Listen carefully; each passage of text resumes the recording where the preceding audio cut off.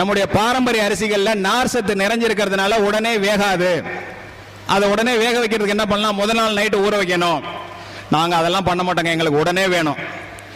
நல்ல ஒரு வாட்டி தண்ணியில் அலசிட்டுங்க, மிக்சியில் அதுக்கப்புறம் தண்ணியை வடிகட்டிட்டு மிக்சியில் போட்டு உடைச்சிருங்க. அரிசியை ஒரு உடை உடைச்சிருங்க. அதுக்கப்புறம் அலசி கீழே ஊற்றாதீங்க.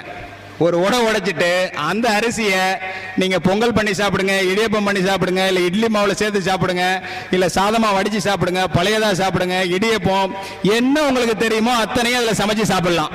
வேற ஒன்றும் பெரிய மாற்றம் இல்லை. ஒரு விசிலுக்கு பதிலாக நான் ஒரு விசில் கூட வரப்போகுது. நேற்று சித்தரையா சொன்னார், அது சீக்கிரம் வெந்து வேக மாட்டேங்குது, ஆனால் நம்ம கட்டை சீக்கிரம் வெந்து போயிடுது. அது லேட்டாக வேகிறதுனால நம்ம கட்டை லேட்டாக வேகும் அப்படின்னு சொன்னார். ஸோ அது மாதிரி அற்புதங்கள் நிறைந்தது நம்மளுடைய பாரம்பரிய உணவு. இந்த பாரம்பரிய உணவை நகரங்களுக்கும் கிராமங்களுக்கும் நம்ம தொடர்பு எடுத்துட்டு வரணும் அப்படின்னா ரொம்ப எளிமையான ஒரு விஷயத்தை பண்ணணும். அதை நம்ம எல்லாரும் சேர்ந்து ஒற்றுமையாக செயல்படுத்தணும். என்ன அப்படின்னா